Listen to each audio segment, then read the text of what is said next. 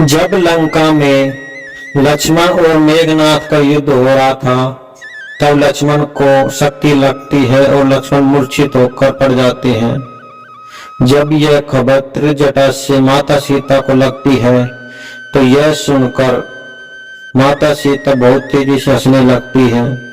तब त्रिजटा कहती है कि रणभूमि में लक्ष्मण जी मरे हैं और तुम्हें हंसी आ रही है। आखिरकार तुम ऐसा क्यों हंस रही हो? कहीं तुम पागल तो नहीं हो गई हो? तब माता सीता कहती है कि आपने तो देखा ही होगा, मूर्छित होने के बाद लक्ष्मण जी श्री राम की गोद में सो रहे होंगे।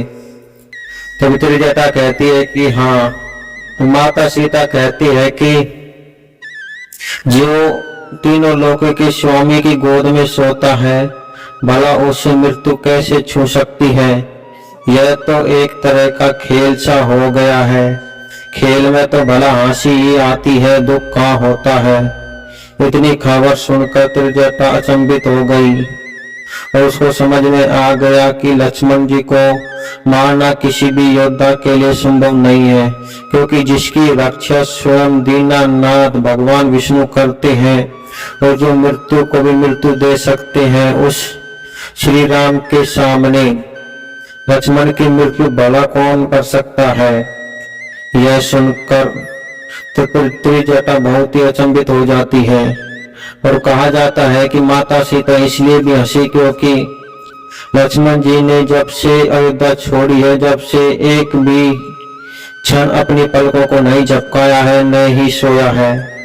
इसलिए माता सीता को इतनी खुशी हुई कि कहीं इसलिए युद्ध के बहाने लक्ष्मण को कुछ सोने को तो मिलेगा। कहा जाता है कि जब लक्ष्मण श्री राम की गोद में सो रहे थे, तब मृत्यु भी उससे दूर जाकर कांप रही थी। कहा जाता है कि मृत्यु का इतना सामर्थ्य नहीं था कि वह लक्ष्मण जी को मृत्यु दे सके, और सूर्य देव का भी इतना सामर्थ्य नहीं था कि वह सूर्य उदय हो सके। तभी हनुमान जी लंका में जाते हैं, सुषेण वेद को लेकर आते हैं।